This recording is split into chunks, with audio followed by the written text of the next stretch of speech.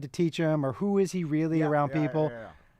It's such a privilege to be able to see that. It's so very cool. That's interesting. That's an interesting. We should talk about that because like it's like seeing your kids All right, we're in on now. school. You never fucking see them, especially nowadays. Like they go into a building, they lock it up, and then they come out. Well, you don't hope they know do. what they're You doing. hope they do. I hope they lock it up. Yeah. Yeah. I mean, that's a little. Well, I shouldn't have. But, I don't you even want know. to go down that path. But yeah, man. that's interesting. We should talk about that. Yeah, let's just. All right, you ready? You can And just also, did we- just start it. Oh right. yes, did we? Because Did we talk about the mold? Like I don't think we the mold did. poisoning. Did you guys not? Oh, you know, at one point in time in my life, I grabbed my wife, literally picked her up. We walked out of a house, left everything we owned, clothes, every piece of everything, and walked out of there, and started over. Did we talk about this? I don't How long I don't ago think did that we happen? did. You were here last August. Oh no, way before then. It was before Okay. that. Right before. It's why COVID was not a big deal for us, because I think the we made the it. year Yeah, we the made it. year before COVID, we moved, no joke, in 8 months 15 times. Holy shit. We broke 6 leases Goddamn. because we had to move in before we could mold test. Nobody's going to let you mold test ahead of time. Yeah. We'd walk in, we'd mold test, there'd be mold, we'd have to leave. And they have things now where you can clean your stuff, but back then the mold people's advice was you got to treat it like a fire. So we were in this house, we were, grown people. You did say mold people, right? Because I am a mole person, and I Yeah. At first split, I was like, does he need me? But we yeah. we left, dude. We walked out of that house naked. We had bought some things from Target. So we walked out of that house. We left every college memorabilia I ever had, everything growing up I ever had, every painting, every book, every piece of furniture, everything we had brought with us our entire lives was gone. We treated it like a fire, and we started over from ground zero at age 45. No shit. You couldn't wash the mold off? Well, here's the thing. I've always thought you could, and that makes me a real dumb blow it person. off? And here's the Yeah. thing. So we were like, well, bleach it. And the mold people were like, that's not how it works with mold. So, and now there's a way to do things to clean it. But before they were like, you're bringing spores with you, and you guys are both so sick. The only way to get healthy is you have to stop breathing it in. And there were some people like, you could probably do it, and probably wasn't enough for me, because for me, health is number one. Sure. When your health is jacked, you don't think about anything else. You can't get anything else done. And it was the most important thing. And can I tell you, for a week, we kind of felt bad for you. We were like, woe is me. But can I tell you, it honestly was the best thing that ever happened to me, because it made me realize, oh, that's just stuff. Yeah. Gives you perspective. Yeah. It really is just stuff. All this Boy, stuff. that does dial in health, doesn't it? Yo, Like when you're dude. sitting on the door, and because like the interview I think I watched, because I don't remember, I don't know where I'm at, but I was watching you tell the story, and I was like, oh, Okay. shit, hold this on, is crazy. Let's start with Yeah, this. yeah. Okay. Go ahead. All right. We're already rolling. So Okay, whenever you'd like. well, with us in studio, Love this guy. he's going to be at the Orlando Funny Bone. 2 shows tonight, 2 shows on Saturday. Yes, sir. Get your tickets. Funny Bone's a great venue. Was there last night. Kind of hungover right now. Yeah, I bet. Yeah. It's orlando.funnybone.com. Josh Wolf is here. How you doing, Josh? What's going on? Remember, late show tonight, Mushroom Show. Yeah. Oh, yes. Yeah. Right. There you go. Yeah. Well, who was there last night? We did a charity event. Our lawyer sponsor, Mo DeWitt, Yep, did the Mo his, Comedy Jam. did his Mo Comedy Jam, and it's all for a great charity and a bunch of local comedians. It was super fun. Yeah. For Yellow Brick Road, saw a bunch of BDMs. They're cool. They make the wagons for the kids that are trapped in their, they're in their hospital rooms. These wagons, you can put all of the different, needs that the child has. You can kind of strap it on the wagon, and they can go anywhere. So you can get them outside. That's they can see amazing. their grandparents. Yeah. Yeah, it's dope. It's really, really cool. Yeah, and so Josh, we were talking, and I believe me and Daniel looked, we had you and your son Jacob in last August. Yeah. And so we may have touched on the mold problem you dealt with, but I don't remember when you just told me you were telling us about how you left all your possessions That's why I asked you behind. this morning, because I watched an interview and you were kind of breaking it down, and it is talk about a complete life change. So, and let's just talk about it. So, how you started getting sick, and you were like, were you and your wife sick with like mysterious illnesses? And you didn't know? We couldn't get healthy. I felt I wasn't as bad as my wife because I was traveling, but I felt so much better when I got out of the house. But I'm still now. It's a trigger for me, dude. If I smell it when I walk into a building, I turn out. You just leave. Man, I switch hotels in cities sometimes 2-3 times. So I have to go to a new build. And Florida's real tough for me, dude. Yeah, because if mold crazy, it's so wet. God, it's just all the time. So I have to find new hotel. Yeah. If it's before 2020, for health wise for me, it's just not worth it, dude. But we got a lot of 88s. We got a lot of 92s around here. Oh yeah. Some 96s. You're just talking about talking about the people at breakfast sitting next to you. No, I'm just talking about these buildings are so old. We have some hotels that we just go in there and we'll just like put a little paint on them, put a flamingo on it, and roll. That's it. But by the way, for some people it doesn't affect them. Yeah, or if you look at it this way, okay, this is the way it was explained to me. Some people's bodies, it doesn't affect them the same way. But also some people, your body can fight it, but your body can only fight it until it fills up the tank, and then it spills over. Right. There was so many bad things happening for my wife and I. She had these weird brown circles under her eyes, not black, brown, and really little bubbly, and terrifying. It was terrifying, dude. I literally picked her up one night. She was screaming at the house, almost like she was saying "fuck you" to the house. Like talking. Oh, God, it was driving her crazy. Dude, but she could feel it. And I picked her up, and I said, get in the car. I said, we're never coming back here. And we got it tested, and the mold guy was like, dude, it is bad in here. And I was like, what do we do with the stuff? And he said, some people will say you can clean it. I would tell you, you guys are so sick, not to risk bringing anything with you. The best way to make sure you're healthy is to treat this like a fire and start over. And I said, deal. It was tough, dude, because there are some things, like I had these Doc Martens from the 90s in Seattle. Yeah. I remember I was like, I wore these Doc Martens when I saw Pearl Jam with Neil Young at a 300-seat club. Yeah. No shit. And I remember dancing around in these, and I had all this memorabilia, all these things from TV shows that I've been on. Were you a sentimental... Yes. Yeah, because I both am. My wife and I were. Yeah, I am. And we walked out of there, and for a week we felt bad, and then we woke up basically the same day, and I said, you know what, this is the best thing that's ever happened to us. That was just stuff. You know what's important? I love you. You and I are going to have a long life together. We'll find more stuff. But what's important is, you feel better? And she was like, yeah. She was like, I actually feel more like myself than I have in like 3 years. Was it immediate? Like you get out, and you guys are laying next to each other, and like, okay, that first night you wake up, are you like, yes, like, can you? You do feel, and whether it's just mental or whether it's real, we both felt different. Like 3 days in, we were like, oh my goodness. Did you wow, man. sell all your stuff? Did you just hire a company to like a junk removal and they threw it away? Like, did you send Jacob over there? And real quick, this is the one thing I wanted to ask you. The 2022 appearance, there was no Jacob. You were in here, and you were thin. You're always very in shape.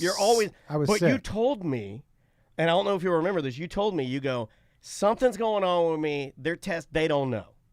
Yeah. We remember. Do you remember that? Yeah. And I remember. I remember talking. Did you hear him say that? And he's like, yeah. I was like 142 pounds. You were lean, dude. Yeah. And lean is a nice way to put it. Yeah. Auschwitzy is a nice way to put it. But you didn't know what was happening, right? Like 142. So that's when you were having it happen, right? So the mold, that was more. I had this crazy.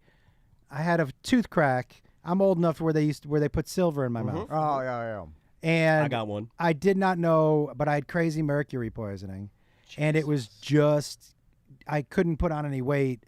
It was doing crazy things to my body. It was a rough couple of years. Yeah, man. Plus, I mean, I'm not a conspiracy dude, but I had when you were getting the jabs, the jabs have a lot of mercury in them too. Yeah. So it was like a real tough combination. Yeah. Especially your body can only handle a certain amount, and if you're sensitive to it, there's so many things that. And it's also different for everybody. Yeah, throw your chemicals off.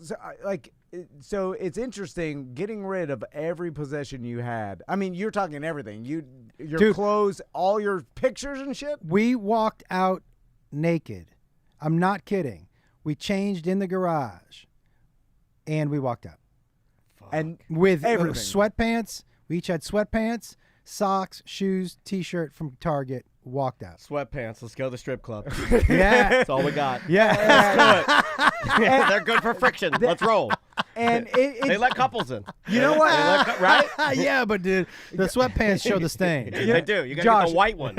You know what's interesting? Like I make the joke on the show that I'm like, and this is stupid to say, but I'm like, it'd be interesting to go through the experience of near death, so you gain the perspective of life, and that perspective, I'm like, is super. I talk to people that almost died, and then the way they live their lives, I'm like, God. It seems like they got a gift because they saw how fucking fragile it is. And most people never lose all their possessions at one time. Yeah. Unless there's a fire or something. Like to choose to leave them behind is crazy. And then you get this perspective of, oh yeah, all this shit that I collect my whole life is just not like you hold on to it. You're like, oh, it means something. And then when you lose it all, that gives you like, oh shit, I'm free. And then, so I feel like that's kind of a gift. Did you feel like that after? Yeah, man. Honestly, the only things that I missed were pictures from college to show my kids, pictures from when I was younger. It wasn't digital, so there aren't copies of these pictures, right? That's the only thing that was a bummer. But nothing close to much of a bummer is how we both felt for 3 years. It's like you can't even compare it. There's no comparison at all. We think about it every day in Vegas. And look, man, I have a lot of things right now that I like at my house. But I think about this all the time where I'll look at that and I go, I could throw that away tomorrow and I'd be fine. Yeah. Because that perspective you got. Yeah, that's throw awesome. that away tomorrow and be fine. It's why things like traveling with Jacob, doing a podcast with him. Yeah. That's like, oh, these are the things that are important. Man, I've always thought if you have money to buy a thing or an experience, buy the experience. Yeah, sure. I like right? that. Yeah, I do that. But after this happened, that couldn't have been more present for me. Yeah, right. Because I was like, oh, this is just a thing.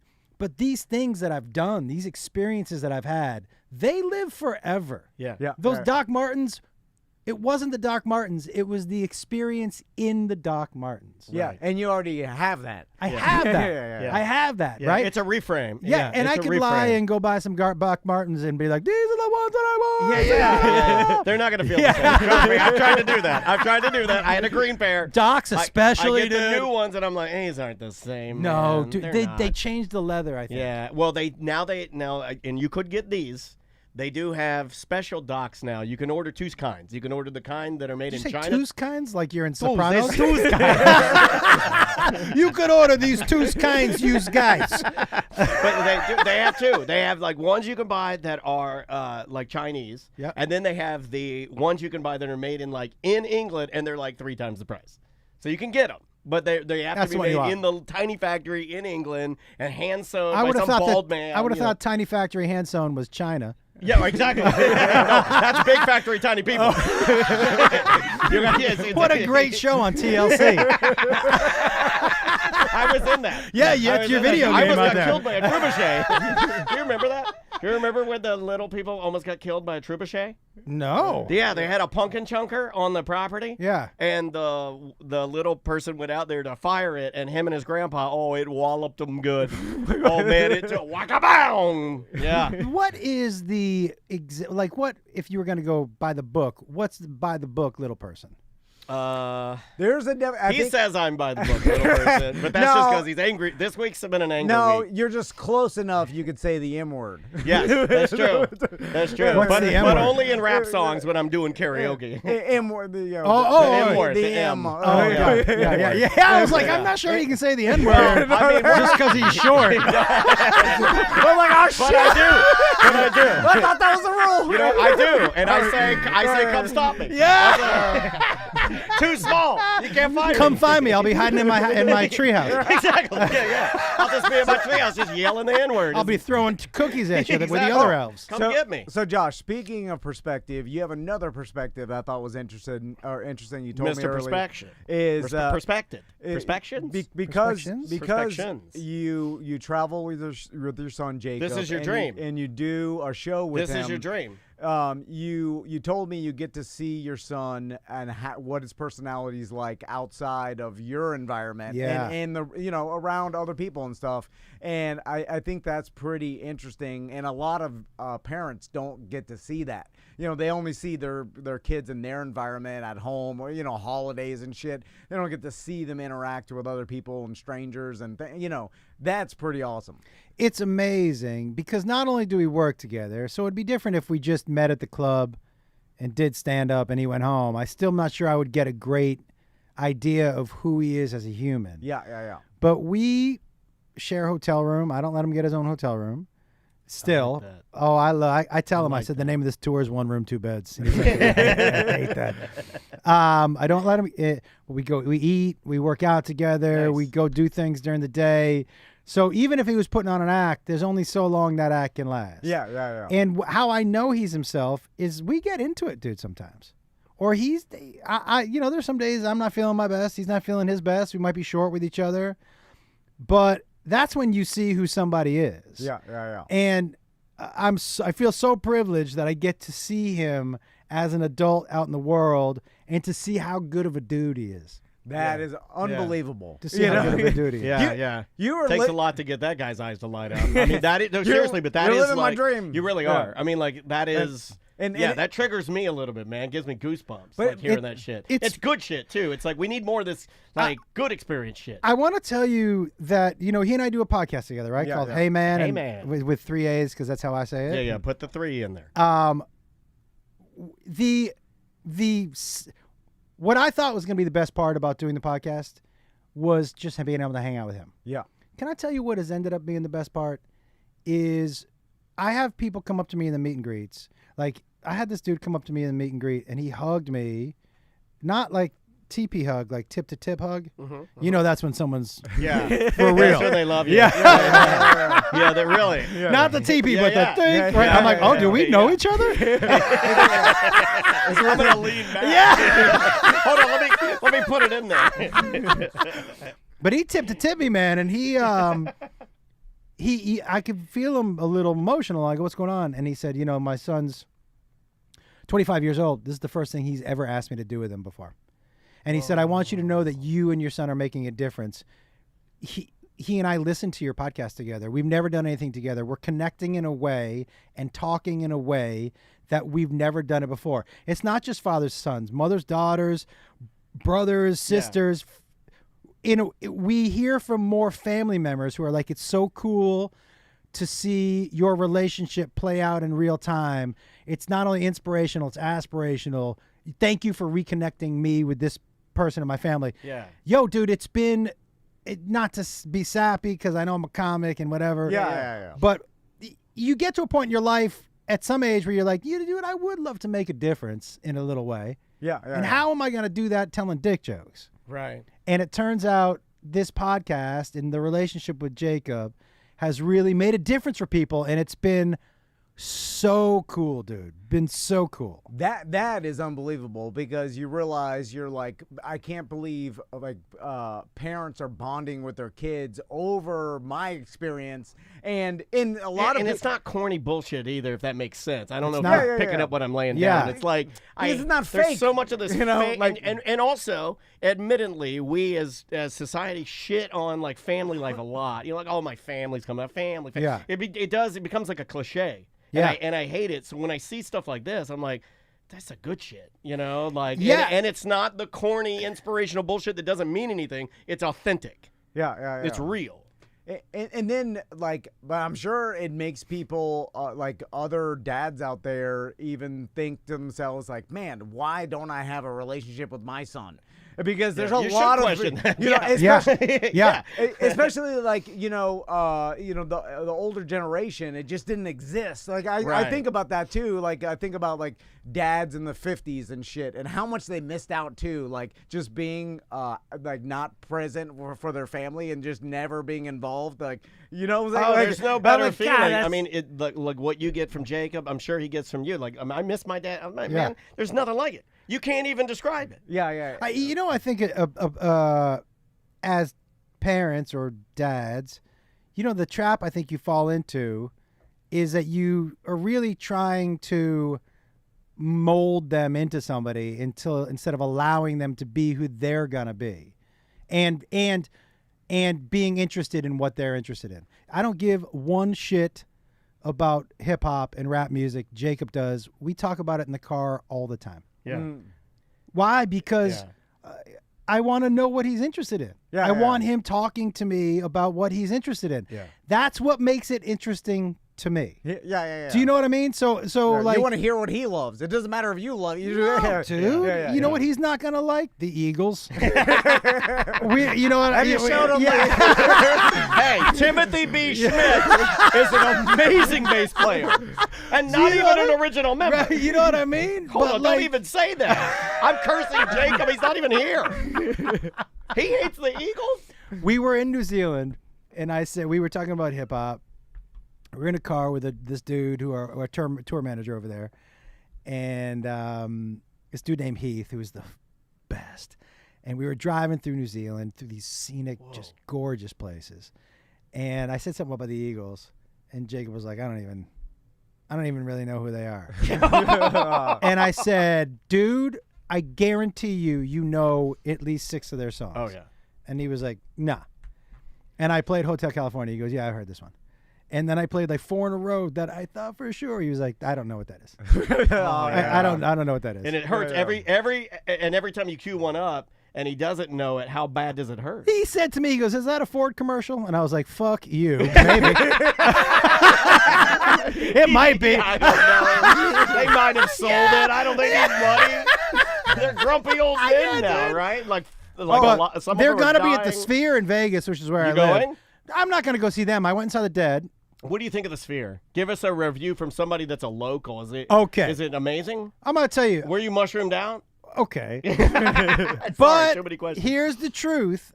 If going into there, if you had said name 5 Dead songs that you've heard before, I would have named 2. Yeah. Touch of Grey and whatever the Driving That Train High on Cocaine song is, right? Oh, right. Casey Jones. I don't know. By the way, I didn't know any of their music. They played 2 hours of music I'd never heard before. Top 5 concert I've ever seen in my life. Whoa! Was it because of the venue? Venue, drugs, the amount of 60-year-old women without bras. It was. I do like them long. God, if I'm on mushrooms and there's long titties around me, I'm like, oh my God. I just drag them over me. And they get longer on mushrooms. It was amazing. You know what was also crazy? I walked in, I was high. Yeah. When the visuals started, they were so overwhelming. This is going to sound real weird. I didn't feel nearly as high. There was so much happening. Like, it took your buzz away. Well, because that does make sense. It's almost like you're high, and then they delivered exactly what your mind was doing at the time, so you got it. There was so much happening that it took away, not in a bad way. Yeah. But then when I walked outside, I was like, oh, yeah, that's right, I'm high. This is an awesome review. I like it. This is like an actual review. But inside, dude, the Eagles are there. I'm not going to go see because what are they going to show? Black and white pictures of birds? You know what? That was a horribly mean thing to say. God damn. But next year, my buddies, the Zach Brown Band, they're playing there. Okay. And 100%. Not only because I think if you've never seen them live, live, they're so good. Even if psychedelic chicken fried, right? Dude. Yeah, that's gonna be awesome. It's gonna be so great. He's got such a killer voice. Honestly, Right. It's so good, right? so good. Yeah. I remember when I was touring with Larry the Cable Guy.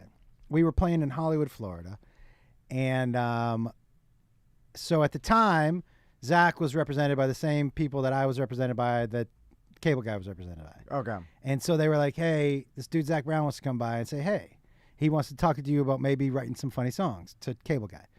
So it was him and the drummer Chris, and they were backstage, and he gave me a 5-song EP. Whoa. That I still have. That's cool. And because I was doing a show on radio, on Sirius at the time. Yeah. And he said, "Will you play the first track? It's called Chicken Fried. I think it's going to be pretty big."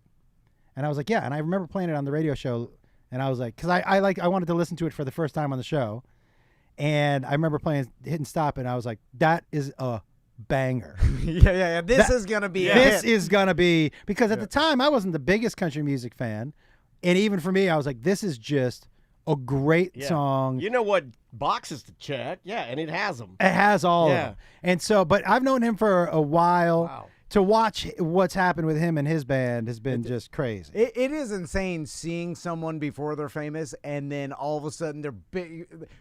Dude. Jelly Roll was in here like years ago. 2018. That's a guy I did not foresee as being Dude, that famous. Nicest man you'd ever want to meet.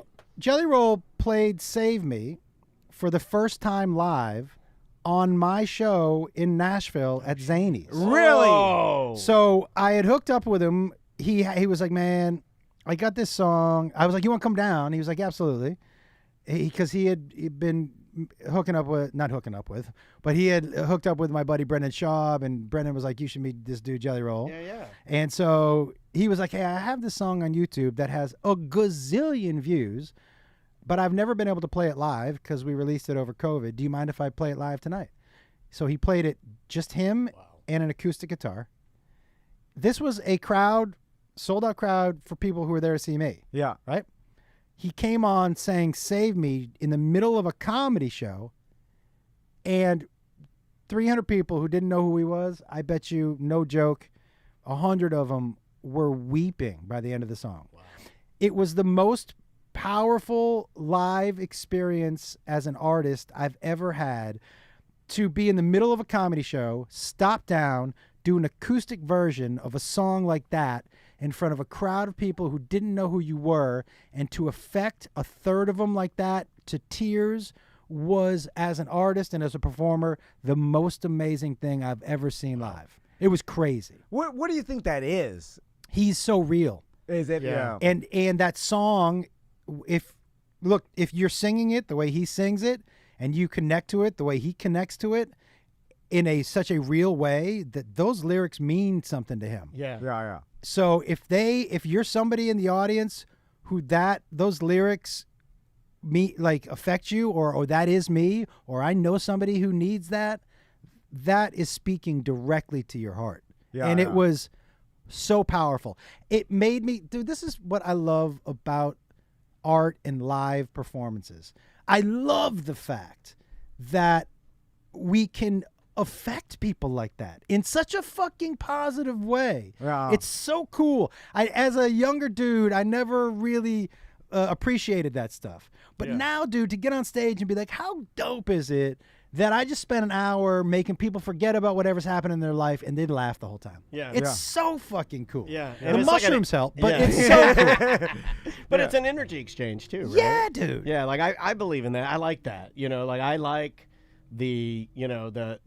like feeling things, like that's part of my life. I'm a pretty emotional person. Yeah. So highs and lows to me are like, that's part of my boat ride, Yeah. I mean, you guys do it here. People turn on your show to forget and have a good time. But lately we've gone horribly political. Oh my God. Yeah, that's what I was Kamala, whatever the fuck, I don't know. We don't do any of that. No, me neither, dude. It's like fucking A. I can't even be around people that are like the whole like either side. That's my identity. I'm like, get away from me. It's what I love the most. Run. Can I tell you it's what I love the most about living in Vegas? Nobody talks about it. Oh, really? Nice. Nobody talks about it. That's nice. Nobody talks. in behind closed doors, but nobody talks about it. Can't do it around neon. I wonder why. It's like, they're so pretty. Shut the fuck up. I wonder We're by Guy Fieri Burger Bar. Like, with the steak SDK. Yeah. Get out of here. Knock that shit off. People are gambling and drinking and dancing. It's fun shit. They're in an escape scenario, so they want to you're escape. in escape town. I guess we do get a little bit of it down the road.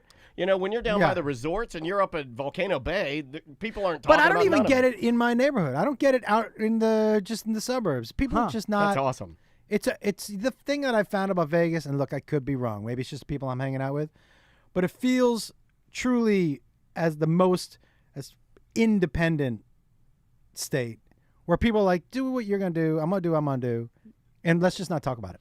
Yeah. I wonder if that has to do with the fact that it's just in the middle of a fucking desert. Maybe. And then it's just, it might as well be an island. You know what I mean? It kind of is. When you go to Vegas and then right outside of Vegas, you're like, oh, there's nothing here. Like, this is just an oasis in the middle of the goddamn nowhere. Yeah. And it does seem like you're kind of in an island, and then Vegas is kind of like island life. Yeah. They're like, hey, whatever happens out there, fuck it. We're our own thing. I've only been once. Loved it. I thought it was super fun. You've only been once? One time with this guy. We went to a podcasting convention there remember when Stitcher was a thing? Yeah. We went to the Stitcher Awards.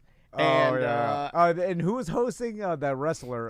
Chris Jericho was hosting. Yeah, and he interesting was choice. fucking hammered. And then they had this sex lady up there, and she was talking about dildos, and she shouldn't have been, and they were like yelling at her. And then they yanked her off the stage. They're like, for Comedy Podcast of the Year, a mediocre time with Tim and Doug. They did say Tim and Doug. They called me Doug, and I was fucking mad. I said, "Oh, you motherfucker!" And yelling at her because they all. They were like, we traveled far for this. We were nominated. But the person that won, they're like, Tim and Doug, fuck them, who cares who they are? And the winner is who was the Dave winner? Chappelle doesn't even have a fucking podcast. Yeah. Like, it was like Corolla. it was like somebody, the most powerful person in the world. And I was mad. And then you went into a porta potty that had like 40,000 turds in it. It was a bad night. Why? I'm stunned that you haven't been back to Vegas. Haven't. I went one time. I very much enjoyed it. Why don't we plan a trip to the Sphere?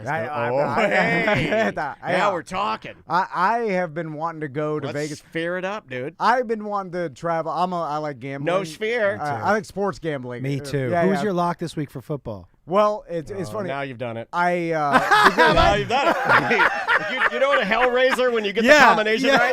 This motherfucker, big boner, and his pins come out of his head. I loved teasing the Bengals down and then teasing the Cowboys up to 8.5 and the Bengals down to 2.5. Although don't look at me when you're saying this. Look at him. Although this isn't my world. Jamar Chase has got to play, right? I mean, there's no way they let this motherfucker sit out. This is the stupidest decision of all time, and the Bengals have made a lot of dumb ones. But how you're not? This is your chance to win a Super Bowl. Yeah. Joe Burrow looks better than ever. He's not gonna get less expensive. Yeah. Next year he's gonna be more expensive. Yeah. So what the fuck are you doing? And him and his agent are like, if you play and hurt yourself, you're fucked. You know what I'm saying? Like, you blow your ACL out, and that'll cost you $30 million. Yeah. Like, you cannot risk $30 million. Could be more. Not even for your family, because a lot of people think, like, oh, this person's being selfish. This person has a lot of people depending on them. No, it's a business. And football players have shelf lives, dude. Yeah. They don't have. It's not a 30-year career of making $30 million. Yeah. Now $30 million is a lot. I could work 1 year and be like, I'm good, retire. That's it. I'll figure the rest of it out. Yeah. Right. But the risk of injury is present all the time. Yeah. And I'm on side team player over team owner. You're a billionaire. I'm never on the side of billionaires. Yeah. I'm just not.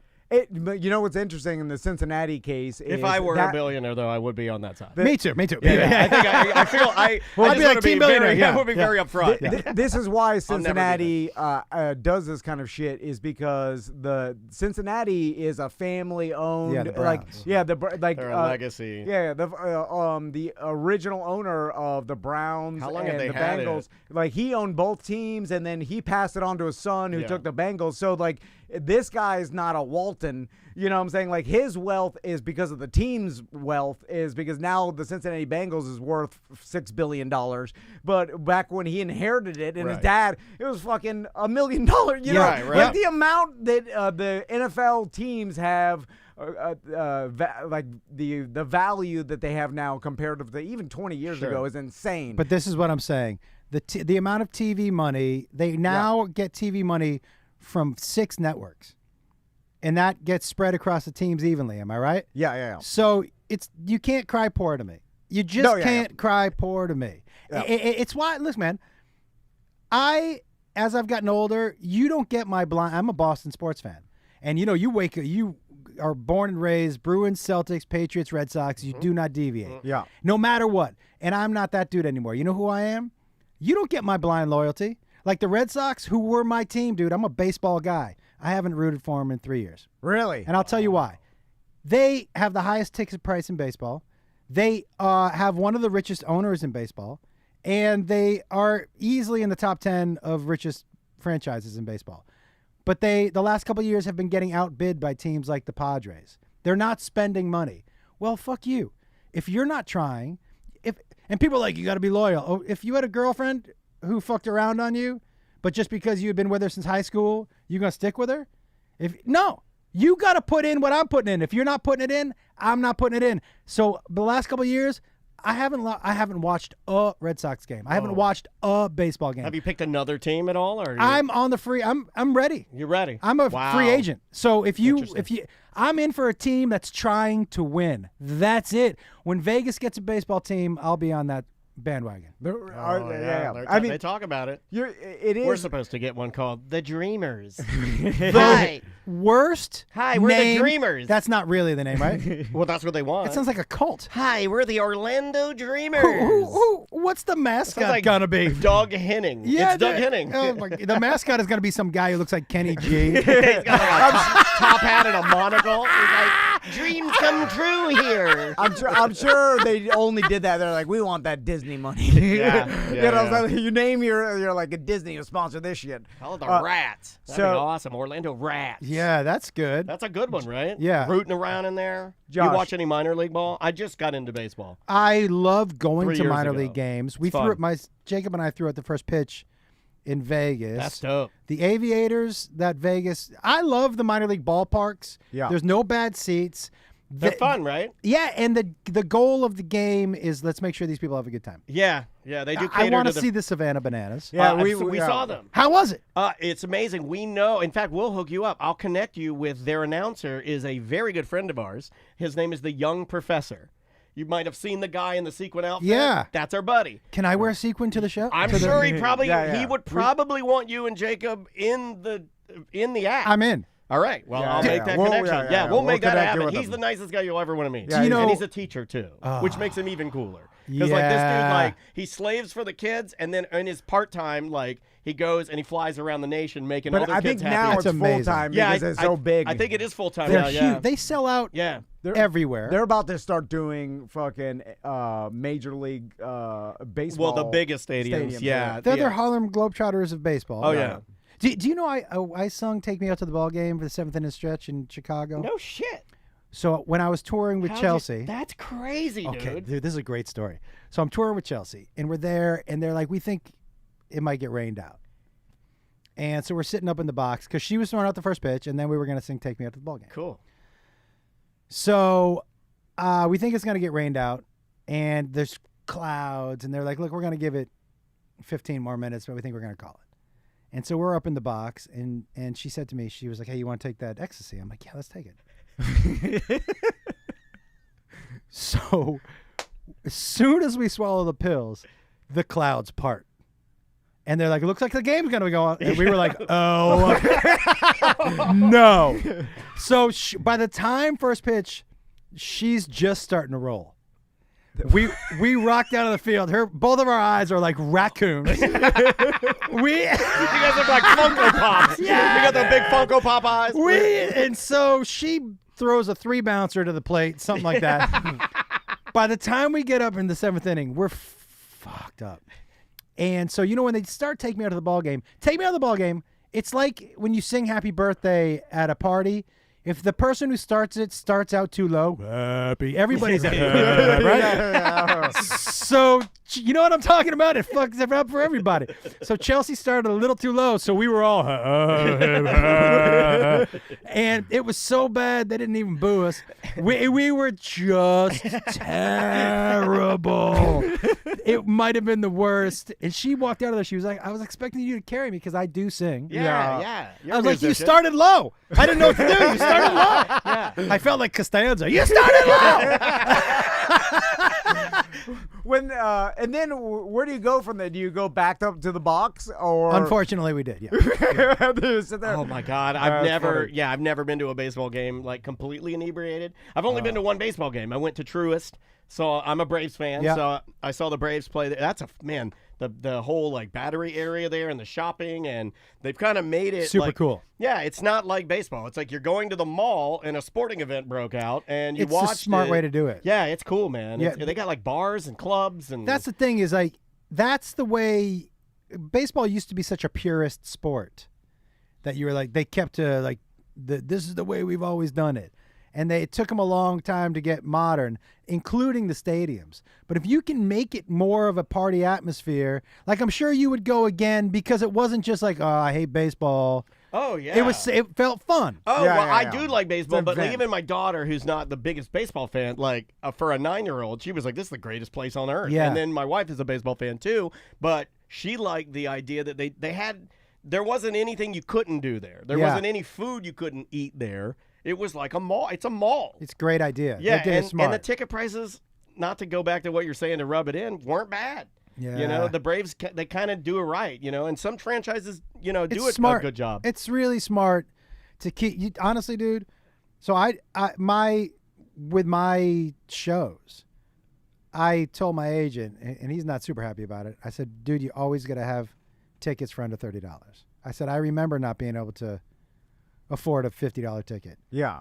And so not every ticket's going to be $30, but I'm always going to have tickets for people who, like me, were in a spot in their life or raising kids or couldn't afford a ticket for him and his wife. I'm always going to have those tickets. And it's important for sport teams to do the same thing. That's how you build fans. So you can take your family. Dude, how much would it cost for you to take your family to a football game? Oh, my God.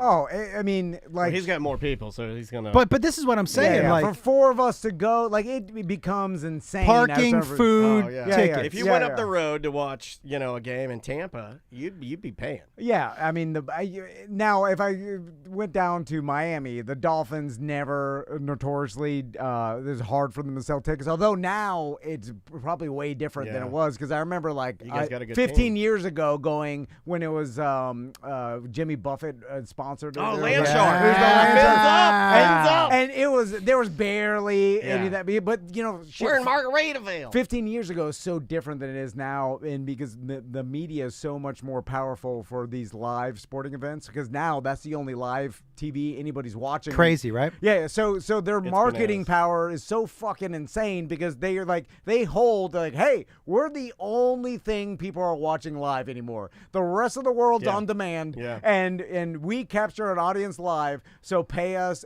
Well, infinite comedians money. are trying. Comedians Yes, are trying to yes. bring back the live, you know, thing. You know, Yes, we're getting yes. some of that. I think it's cool. Yeah, me And too. it also kind of like it for whatever reason extremely triggering to me when it's like you're doing just you live and the rest of the world's watching it. Woo!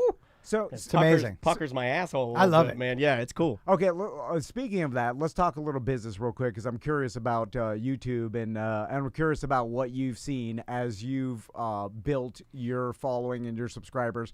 So, like when we started podcasting, you know, now this fucking was killing me the other day. I was thinking, I was like, it's going to be 2025. I'm like, man, in 2029, like 4 years, you know, in 4 years, we're going to be celebrating our 20-year podcast anniversary. amazing. Which is, I'm like, 20 I don't like hearing years. that either, though. We started like it sounds crazy because we started dude. in 09. 20 you know. years of podcasting. 09 was early on. You guys jumped ship into the right arena early. And that was the only reason of ours that we were able to go independent is because we started early, and which is a lot of like because we're pretty bad at it. But we got in early, and that's the thing.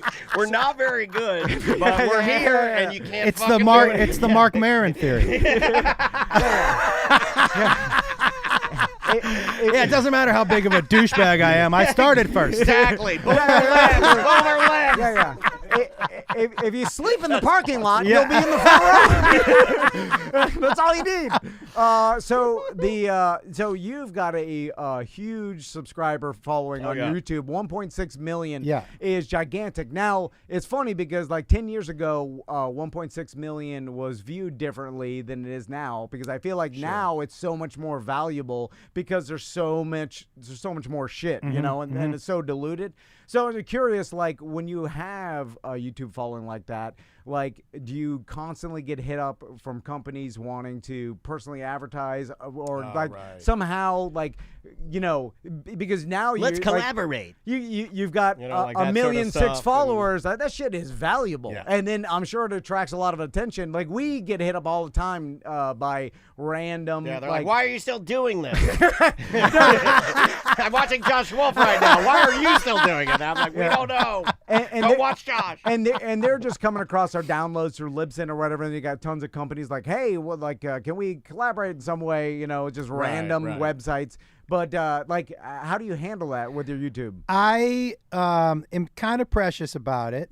I only advertise, so I'm not hurting for money. Yeah. So you're not going to get me to advertise something that I'm not going to use. Some bullshit. Yeah. That's just it. So if I'm not using it or I don't believe in it product, I'm just not going to. I've been hit up by like beer companies. I don't drink. Yeah. So why am I going to tell other people? No, I right now. Not even Hulk Hogan's All-American Lager?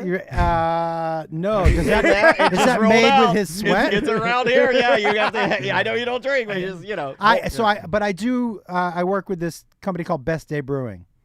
They're this non-alcoholic. Oh, nice. But the best tasting beer, but also that's something I tasted it and I'm like, yeah, I'm on board for this. Yeah. And it's a small company. Cool. He didn't sell out to Anheuser-Busch. I like him. I know him personally. Is it the biggest sponsor I could get? Nope. As a matter of fact, is it probably well below the value? Yep. But I like the guy. I like the dude. That's awesome.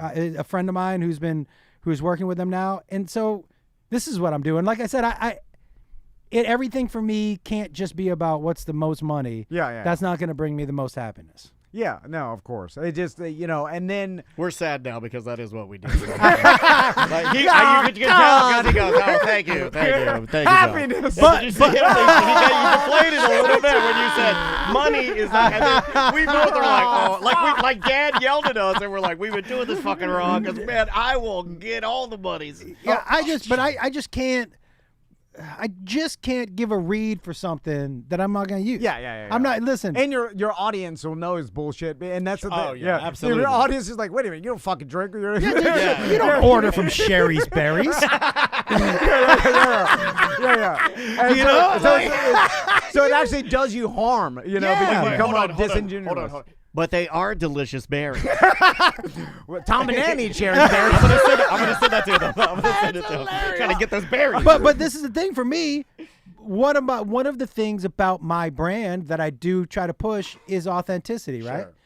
So if I said I'm authentic, but drink this beer, then I'm pushing out two different messages. Yeah, you got nothing there. Yeah, you're canceling everything out. Yeah. You're ruining it. Oh, and then the last question I wanted to ask you, and it had to do with when you first got in here, or we're like, where's Jacob? And he's like, oh, he's flying in, he can't make it. And then he started to bitch a little bit.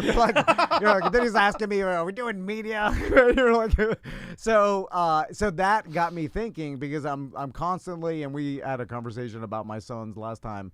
I'm like, I'm trying to ingrain some like the importance of hard work and work ethic and the grind and what work means and stuff. And they're tired of hearing it. I don't have to do any of this. Naturally, mine is. Yeah, she's got the natural. Monday grind. through Friday, 5 hours an afternoon, dance. What? It's insane. She works out. She works out on her. You don't really have a dance body. No, to me? Yeah, I know. His daughter, John. Yeah, she got it. Yeah. Hold on a second. You should see me roll around. No, roll around, I believe you can do. John, I'm a good roller. Yeah, I believe you can stop, drop, and roll. But I'm a semicircle. it's insane. And it was like Daniel's daughter, literally, she has a job at the dance. She's 9 years old. On Monday, she's a teacher's helper. And so she does that before her 5 hours. And they give her money off the cost of the. Yeah, she has like a little side hustle. 30 hours a week with a job. She was Saturdays, born this way. Sunday, she's just like her mom. She's like her mom. Like Daniel's not whipping her to do this. No. Like she wants to. I haven't seen her in days. Which, by the way, I realized when I saw Daniel's daughter, and I've seen her entire life, I'm like, oh, this is how Olympians are made. Yeah. Like people get they're born with a fucking a drive and a work ethic that can't be stopped and self-motivated. Yeah, she's an interesting gal. And I tell Daniel all the time, like, you fucking hit the lottery. My son's. Well, I did and I didn't. You know, because it's something that I support. It's not what I would have chosen. You know, I would have chosen drums. You know, I would have chosen guitar. Yeah, singing. Yeah, things that I'm into. Writing music. She chose dance. It's her thing. I support it as much as humanly possible, but there's a lot of time I don't get with her, and it sucks sometimes. It's also super cool, dude. You're talking about art anyway. Oh, absolutely. And she does get to express herself the way you would banging on the drums. She gets to in dance, which is super cool. You're still speaking the same language. Yeah, totally. And she's just like, that's her thing. Yeah. You know? And I did luck out. It wasn't like she just found it one day and it was just like, I love this. And I'm like, okay, lucky. Yeah, it is lucky though. Yes. When you're artistic, but then you also have the grind in you, and then that's how stars are born. You know, and I'm curious to, like, when you talk to your son about the grind of stand-up comedy, of the entertainment industry, because it is, and you've seen it throughout your whole career, and you've done it, and you've seen everybody that's been successful has. I mean, shit, everybody who comes in here that is a touring comedian that has a long career, there's a reason. There's a reason. It's the grind that they have internally. Like, do you try to instill that into Jacob, or do you just sit back and not put too much pressure on, like, making sure he does that? I learned early on, this is my belief, that kids learn more from watching you than from you giving them a dissertation. You know, if I think about back when I was a kid, as soon as my dad went into a life talk, my brain went, yeah. Right? And I could see his mouth moving, but all I could think was, when's he going to shut the fuck up? When's he going to stop talking? Holy shit, is he still saying the same words over and over again? So that's how my son's looking at me. I see it in their eyes, Josh. So all I could do is hope that he's watched and still sees the way I carry myself and the road to success. I've had those conversations with him. And as soon as they end, I think to myself, that didn't land one bit. Not one bit. All I can hope is that he can watch me. He's made some choices, man, that I know are bad choices. And I think when he makes them, he can realize himself, oh. Yeah, he bought NFTs, didn't he? Yeah. I got a lot of those friends. They're all like, oh, you want to buy them? I'm like, fuck you, man. You're a fucking moron. You're not an artist. Yeah, that shit was never doing nothing. Is that a dinosaur? Why am I buying a dinosaur? It's a gorilla wearing sunglasses.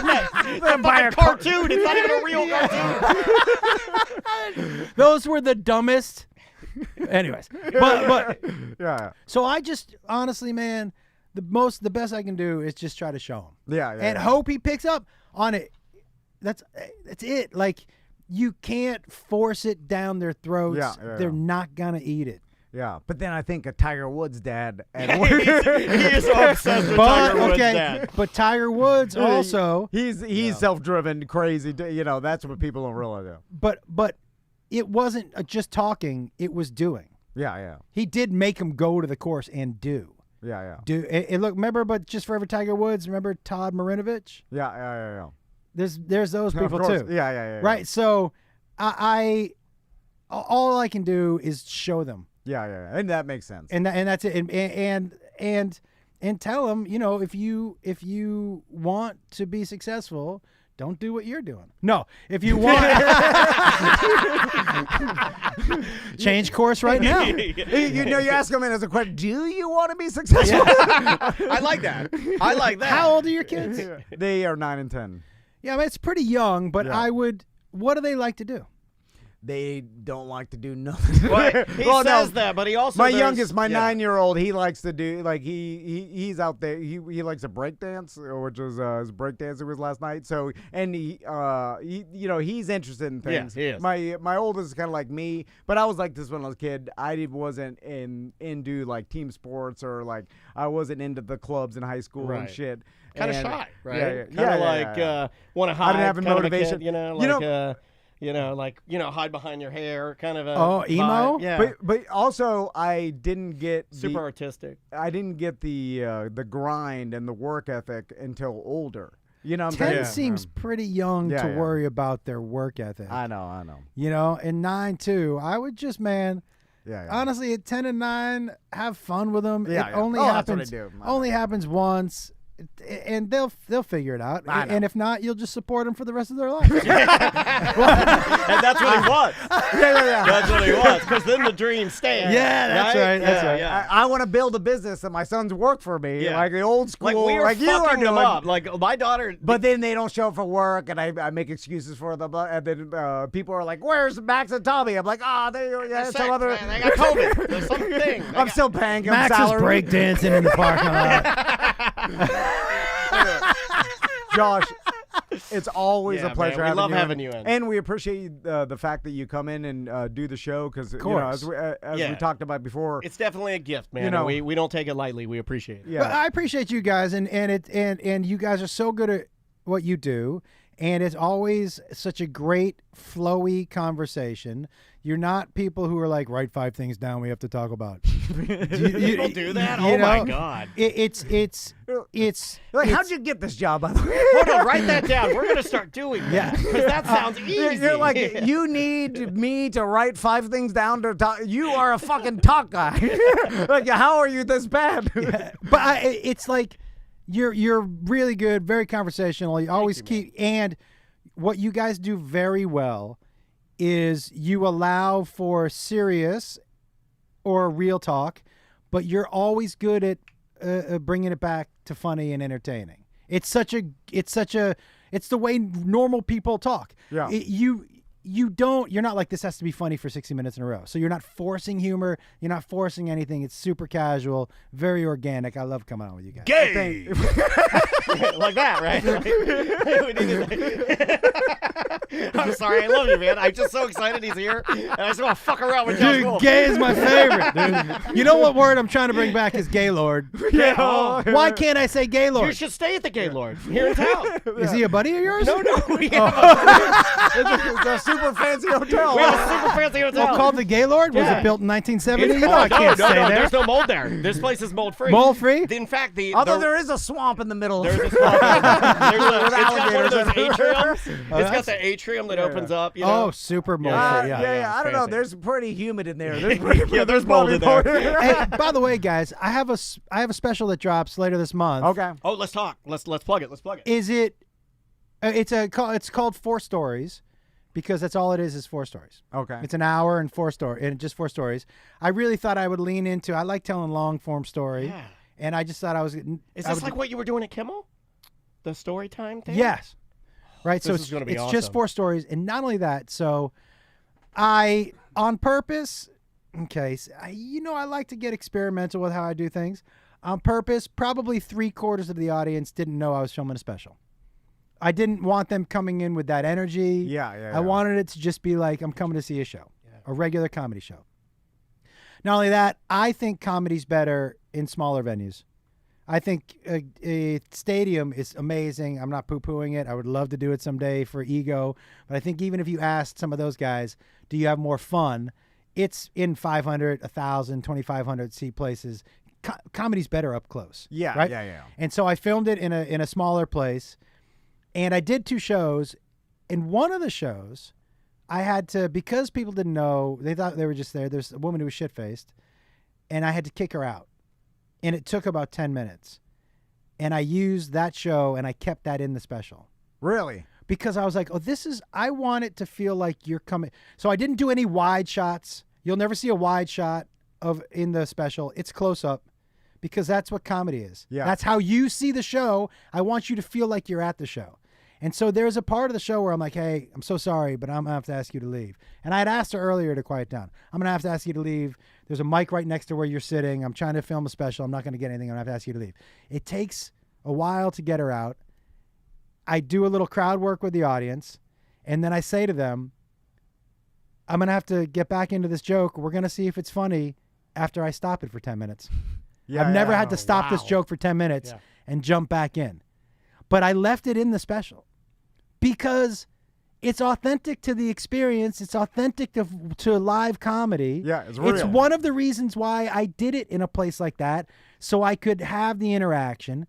And so it's true to a show of mine, which is if you like storytelling, I'm not going to say I'm the best. I think Ron White is better than anybody. But after that, I think we're all. I'm not going to say I'm the best, but I wouldn't say there's anyone better than me. Yeah. Especially for the long form story that I tell.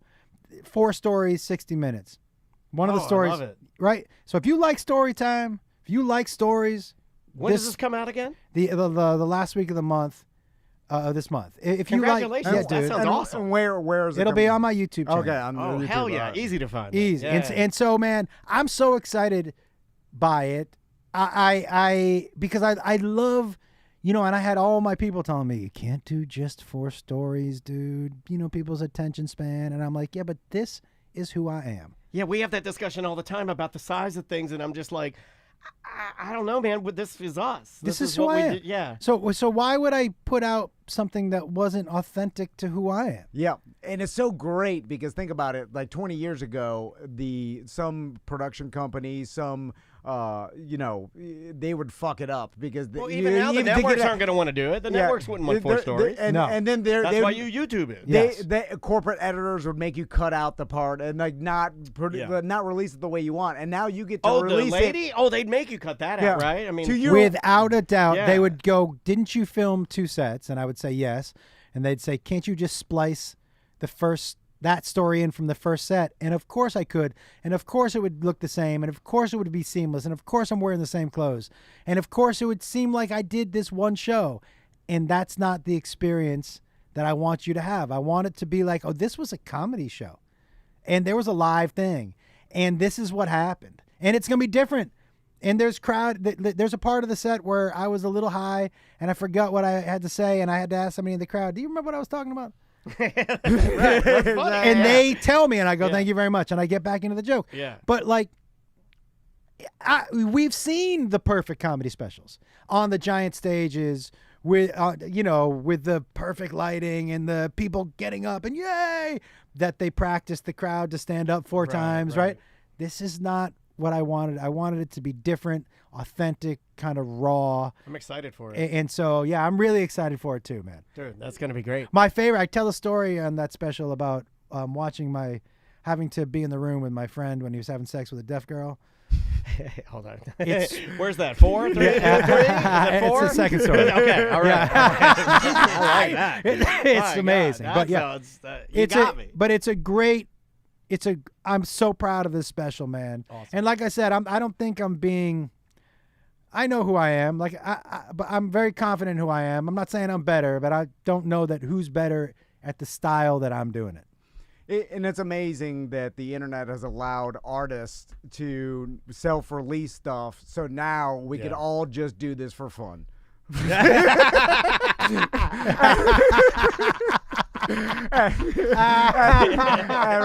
not getting rich anymore. Yay! Business. People used to get rich online.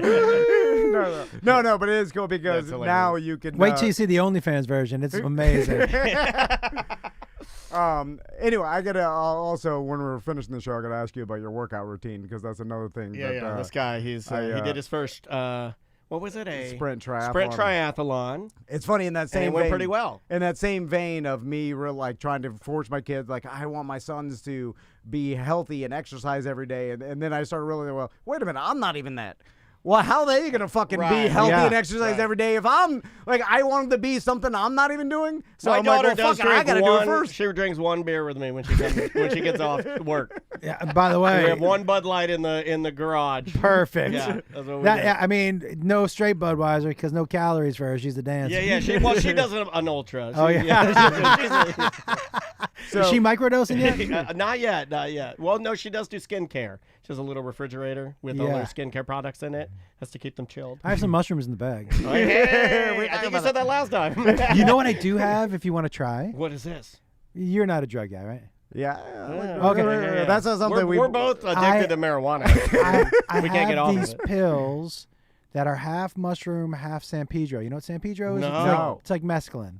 Oh, that'll melt you into a bed, right? But it will. But it's a microdose of each combined. Oh. But if you take enough, it's a macrodose. But they're so fun. We'll leave you with a couple pills. Hey! Oh, we're just kidding. That didn't. That I would come never with gifts. happen. Hey, that would never happen. I love. I'm watching that Brazil game tonight. Freaking out. You're like, why are all the people brown? Like, this isn't right. Subscribe to Josh Wolf's YouTube channel. Buy your tickets at the Funny Bone tonight. It's orlando.funnybone.com. 2 shows tonight. 2 shows Mushroom tomorrow. Show, Late Show. Get that late show ticket. Yes, that's going to be fun. Josh, thanks so much. Guys, thank you for having me. We'll see you soon.